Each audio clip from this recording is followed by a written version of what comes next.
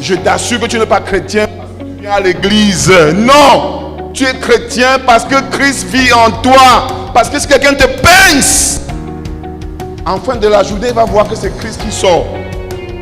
Pas ta grand-mère, pas ton grand-père. Tu n'es pas chrétien parce que tu appartiens à une église. Non. Si quelqu'un t'a dit ça, il t'a trompé. C'est que tu peux aller en enfer en passant par l'église.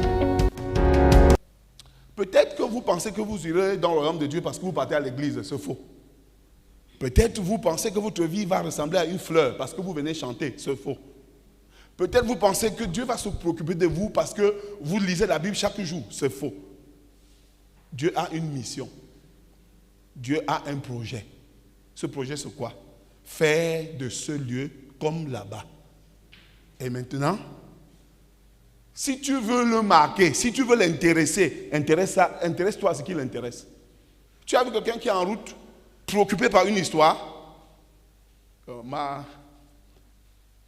secrétaire est venue aujourd'hui, je voulais lui raconter une histoire. Et j'ai vu qu'elle était préoccupée par une autre histoire. Je suis seulement entré dans son histoire parce que ce n'était pas normal que je me préoccupe, que je dise autre chose.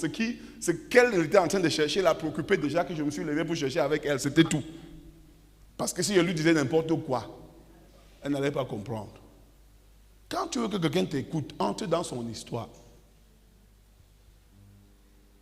Qui a compris ce que j'ai dit? Et l'histoire de Dieu sur la terre-ci, c'est de faire de cette terre, nous sommes ensemble, de permettre aux hommes qui vivent sur la terre de savoir que cette terre appartient d'abord à Dieu. Même s'ils meurent avant que les choses ne viennent, ils reviendront. Amen. Remercie Dieu parce qu'il a conçu ça.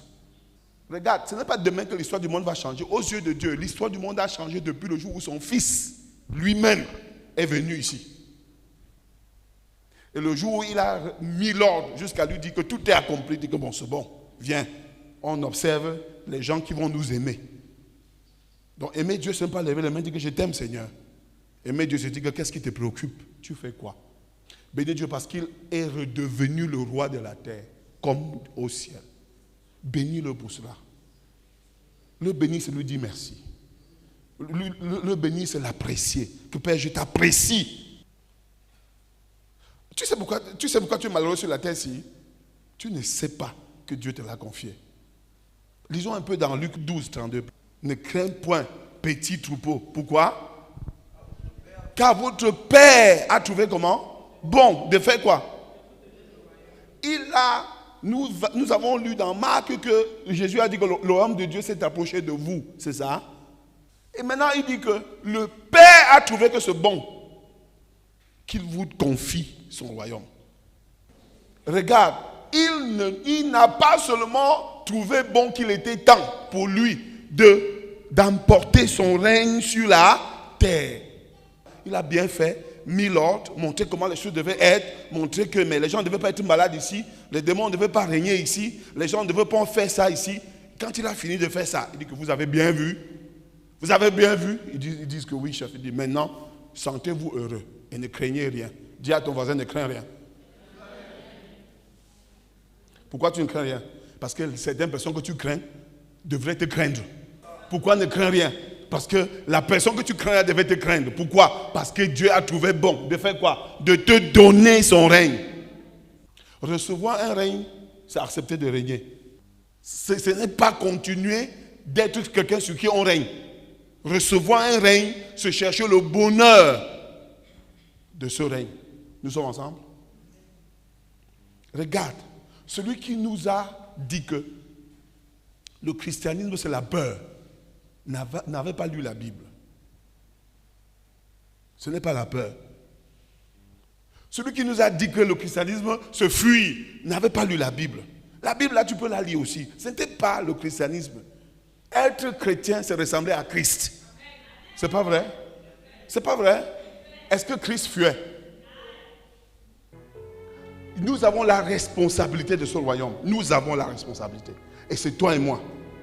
Dans Romains chapitre 5, verset 8, nous pouvons lire que mais Dieu prouve son amour envers nous en ce que, lorsque nous étions encore des pécheurs, Christ est mort pour nous. Dans 2 Corinthiens encore 5, 14, Car l'amour de Christ nous presse. Parce que nous estimons que si un seul est mort pour tous, tous donc sont morts. Et qu'il est mort pour tous, afin que ceux qui vivent ne vivent plus pour eux-mêmes, mais pour celui qui est mort et ressuscité pour eux. Vous savez, tout le monde aime le fait que Christ est mort pour nous. Pour tous. Mais s'il est mort pour tous, c'est pour que ceux qui vivent ne vivent plus pour eux-mêmes.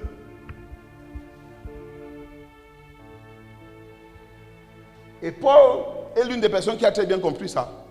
Il dit que j'ai été crucifié avec Christ. C'est comme ça qu'il donne l'image de cela. J'ai été crucifié avec Christ. Comme pour dire que je suis mort avec le Christ, mais je vis. Maintenant, si tu me vois vivre, ne pense pas que je vais poursuivre ton agenda. Nous sommes ensemble. Ne pense même pas que j'ai mon agenda. Je vis pour l'agenda de celui qui est mort pour moi. Que je vous dise encore quelque chose que vous n'allez pas aimer. Mais je vous dis ça par amour. Plusieurs des choses qui nous chagrinent n'ont rien à faire avec Dieu. C'est nos agendas, nos projets, nos rêves. Non. Et vous savez pourquoi ça entre en contradiction avec l'évangile même? Parce que l'évangile dit que Dieu est venu avec un projet. Amen. Et il nous a présenté le projet là jusqu'à nous avons acheté le projet là. Ça c'est quoi? C'est quoi? C'est dire que oui, je veux vivre pour ça. Si ton quoi n'est pas ça, tu ne crois rien. L'évangile dit que Dieu a apporté son projet sur la terre. Le projet c'est quoi? Le projet de reprendre le contrôle entre les mains de celui que tu appelles là, quel que soit son nom. Il a mis un nom. Et il a pris. Et maintenant il t'a confié ça. Donc ceux qui croient, ceux qui disent qu'ils sont des chrétiens, ils sont des gens de Dieu. Ce sont les gens qui ont accepté son projet. Qui a compris?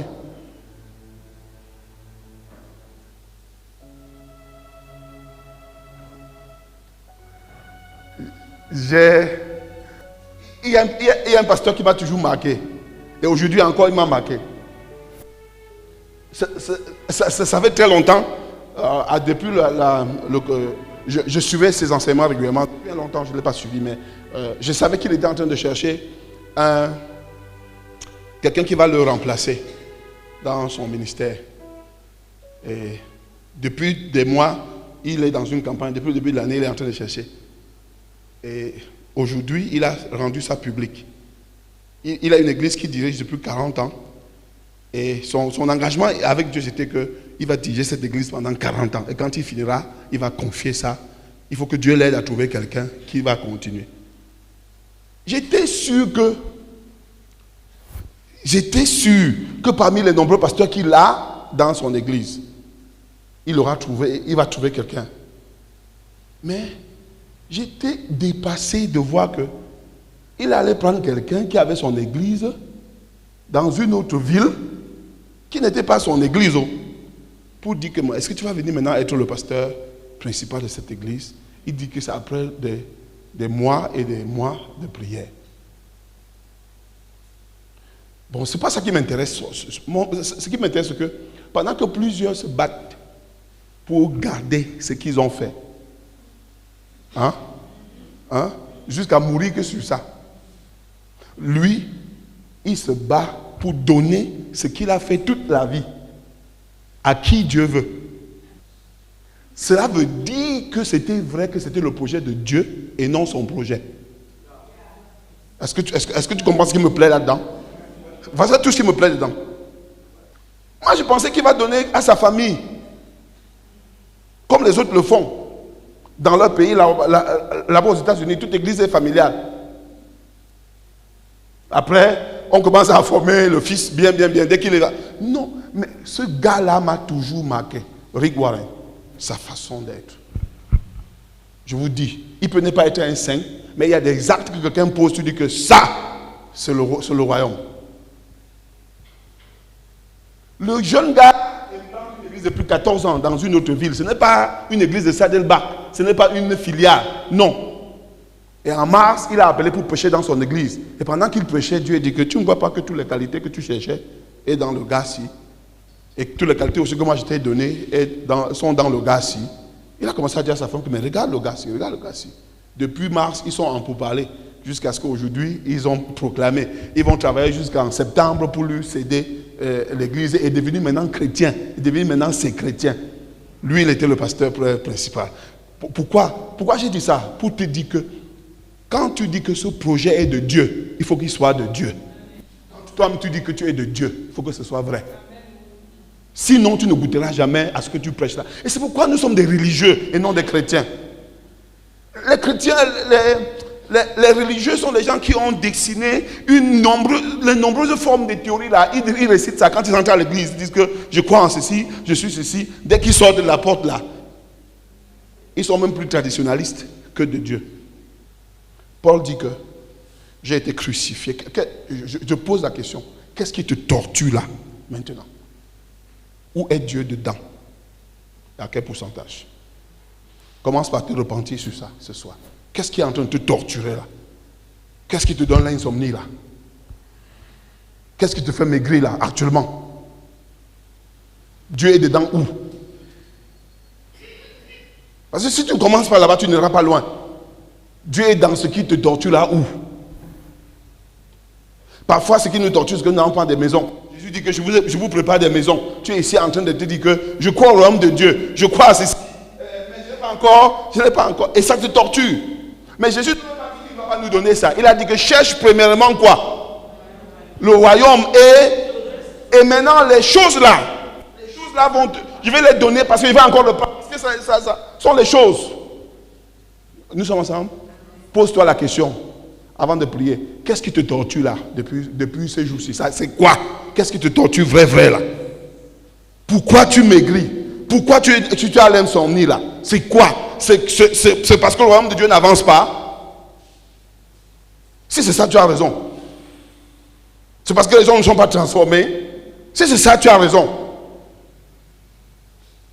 Et comme nous, encore à l'église, nous on a renforcé les choses que Jésus voulait retirer dans vos cœurs. Au lieu de vous dire que Jésus est venu faire son royaume, nous avons passé tout le temps à vous donner les choses que Jésus a dit que c'est des bêtises. Tu es là, tu iras au ciel, tu vas voyager, tu vas te marier, ce sont les dernières choses. Et ce sont des choses que nous avons quand nous avons le royaume naturellement. Et ces choses-là ne nous font rien. Regarde un homme. Il a tout ce qu'un homme a. C'est l'un des pasteurs que tout le monde désire être comme lui. Déjà, même quand il était pasteur, il ne prenait pas on ne le payait pas. On l'a payé au début, pendant des années. Et un jour, il a écrit un livre, Une vie motivée par l'essentiel. Le livre là a été vendu comme la Bible. Il a dit à l'église que calculez tout ce que vous m'avez donné depuis que je suis votre pasteur. Et dites-moi, on a tout calculé, dit que moi je vous rembourse tout ça. Et maintenant, il a commencé à donner 90% de tout ce qu'il avait lui donné pour l'avancement du royaume. Voilà quelqu'un que s'il ne dort pas, Dieu ne va pas dormir avec lui. Est-ce que nous sommes d'accord? Hein? Qu'est-ce qui te dérange là? Dieu est dedans à quel niveau? Tu sais? Et un qui dit on ne va pas partir à l'église là, on va partir à la prière là. Là, papa, on prie sur des choses qu'on ne veut pas. Nous, on veut qu'on prie pour nos affaires. Si on prie pour tes affaires n'importe comment, sans que tu ne saisisses le royaume, ces affaires-là vont monter et descendre, parce que Dieu n'est jamais partenaire de ça. Dieu n'est pas partenaire de tes affaires parce que tu payes la dîme, mais je ne te trompe pas, ça c'est la moindre des choses. Dieu est partenaire de tes affaires parce que même les 90% là lui appartiennent. Et que s'il veut dire que fais ça, tu fais, sans regimber. Je t'ai posé une question. Ce qui te perturbe là, Dieu est dedans en quoi? Réfléchis même une minute et tu pries une minute. Si ce n'est pas pour Dieu, si c'est pour ta propre gloire, c'est que tu n'es pas mort sur la croix. Nous sommes ensemble. Tout le monde de mon âge a déjà une maison. Qui t'a dit ça? Tout le monde de mon âge marche déjà dans une voiture. C'est la sorcellerie. Et ce n'est écrit nulle part. Tout le monde de mon âge a déjà marié à ses enfants. Tais-toi. Dieu ne valorisera jamais quelqu'un sur la base de combien d'enfants tu as eu, combien de maisons tu as eu, combien de voitures tu as compris. Moi, ces idoles-là dans ton cœur, ce n'est pas mon travail. Mon travail, c'est d'arracher les restes des idoles qui restent là. Parce qu'avec les idoles dans ton cœur, tu n'adoreras jamais Dieu. Donc ma mission dans ta vie, c'est de déraciner ces idoles pour que tu appartiennes à Dieu, vrai. Repends-toi. Confesse tes idoles. Si nous ne commençons pas à être une église qui est seulement kingdom-minded, c'est-à-dire qui a uniquement la pensée du royaume, nous ne serons jamais une église prospère. Si nous ne nous alignons pas à Jésus, nous ferons la sorcellerie et non la vraie chrétienté. Les vrais chrétiens ressemblent à Jésus et non à leur papa et non à leur maman. Ce qui te préoccupe doit être ce qui préoccupe Jésus. Dans 2 Corinthiens 5, 19 encore, car Dieu était en Christ, réconciliant le monde avec lui-même et en n'imputant point aux hommes leurs offenses, il a mis en nous la parole de la réconciliation. Donc, Jésus est devenu exactement ce que nous étions en esprit, de sorte que Dieu l'a considéré comme étant nous. Waouh! Regarde, je vais t'expliquer quelque chose que si tu comprends, ça va t'aider. Quand Dieu a créé l'homme, dans son esprit, amen, dans son esprit, il a ce qu'il créait. Tout le monde qui crée quelque chose a déjà conçu ça dans son esprit. Hein? Même les vrais dessinateurs, leurs dessins ne les surprennent pas. Ils savent où ils vont, c'est ça? Donc quand Dieu créait le premier homme, il avait dans sa tête, dans son esprit, le genre d'homme qu'il créait. Amen. Maintenant, Dieu a trouvé ce genre d'homme-là en Christ, de façon que Christ puisse nous représenter. C'est-à-dire que nous avons trouvé le genre d'homme que Dieu avait dans son esprit. Christ est devenu ce genre d'homme-là, de façon à dire que, ok, moi je vais faire de tes hommes-ci là. Je vais faire de tes hommes-ci le genre d'homme que tu voulais. Mais pour commencer, je règle toute l'histoire qu'ils avaient avec toi. Je règle, et je vais faire d'eux le genre d'homme là. Amen. Dans Galates 2, 20 que j'ai déjà cité ici, nous lisons: j'ai été crucifié avec Christ. Et si je vis, ce n'est plus moi qui vis, c'est Christ qui vit en moi. Si je vis maintenant dans la chair, je vis dans la foi au Fils de Dieu qui m'a aimé et qui s'est livré lui-même pour moi. Est-ce que tu veux reprendre après moi? Seigneur, je veux que ceci devienne vrai pour moi chaque jour. Ce que je dois chérir, c'est ce que Christ est. Ce que je dois aduler, c'est ce que Christ est. Ce que je dois protéger. Quelqu'un ne doit pas toucher un sale comportement dans ma vie et il devient mon ennemi. Non! Si quelqu'un m'aide à toucher quelque chose que Jésus a crucifié sur la croix, je dis: mon frère, tu m'aides à me débarrasser de ça. C'est quelque chose. Quelqu'un qui te dit que quelque chose ne va pas dans ta vie, c'est quelqu'un qui veut ton bien. Il ressemble à Christ, cette personne. Tu ne dois pas avoir des ennemis parce qu'ils t'ont dit la vérité. Tu es malade. Ton vrai ami doit te dire que ça c'est faux. Parce que c'est des choses qui devaient être sur la croix. La personne se présente pour t'aider. Père, je ne dois pas chérir. Je ne dois pas chérir les choses dont je devrais me débarrasser. Je ne dois pas chérir les choses pour lesquelles Christ est allé sur la croix. Je ne dois pas chérir ça. Médite ces choses-là. Je ne dois pas chérir. Je ne dois pas chérir ça. Je ne dois pas chérir ça. Je dois chérir ce que tu aimes. Je dois chérir ce qui est en Christ. Je dois chérir ce que je vois en Christ. Je dois chérir ça. Est-ce que tu es en train de voir certaines de ces choses qui sont supposées être mortes sur la croix, mais qui font encore obstacle dans ta vie? Est-ce que tu es en train de voir certaines de ces choses? Cite-les même dans ton cœur. Seigneur, il y a encore ça, il y a encore ça. Vas-y, dis que Seigneur, ça, ce n'est pas Christ. Ça, ce n'est pas Christ. Ça, ce n'est pas Christ. Ça, ce n'est pas Christ. Ça, ce n'est pas Christ. Cette attitude, ce n'est pas Christ. Cette façon de faire, ce n'est pas Christ. Cette passion, ce n'est pas Christ. Cet acharnement, ce n'est pas de Christ. Ça, ce n'est pas Christ. Ça, ce n'est pas Christ. Ne vois pas seulement la maladie qui n'est pas de Christ. Mais les attitudes rendent malade. Voilà le combat spirituel, mon frère. Le combat spirituel, c'est se lever contre les choses qui sont dans nos vies alors qu'elles ne devraient pas exister. Je t'assure que tu n'es pas chrétien parce que tu viens à l'église. Non! Tu es chrétien parce que Christ vit en toi. Parce que si quelqu'un te pince, en fin de la journée, il va voir que c'est Christ qui sort. Pas ta grand-mère. Pas ton grand-père. Pas les habitudes. Non, c'est ça. On est chrétien parce que si quelqu'un te tue là, il va voir que le Christ va sortir de toi. Tu n'es pas chrétien parce que tu appartiens à une église. Non. Si quelqu'un t'a dit ça, il t'a trompé. C'est que tu peux aller en enfer en passant par l'église. Tu es chrétien parce que Christ vit en toi. Et il se manifeste. Et ton voisin voit. Ton frère de sang voit. Ton frère de famille voit. Tu es chrétien parce que ce qui arrive aux autres les détruisent. Christ t'aide à gérer ça. De façon tu sortes, tu dis, oh, comment tu as fait? Je suis chrétien. Christ vit en moi. C'est lui qui a subi ça. J'étais le spectateur. Je voyais comment il gérait ça. Moi, j'étais dépassé. Je l'ai vu gérer ça. Est-ce que nous sommes ensemble?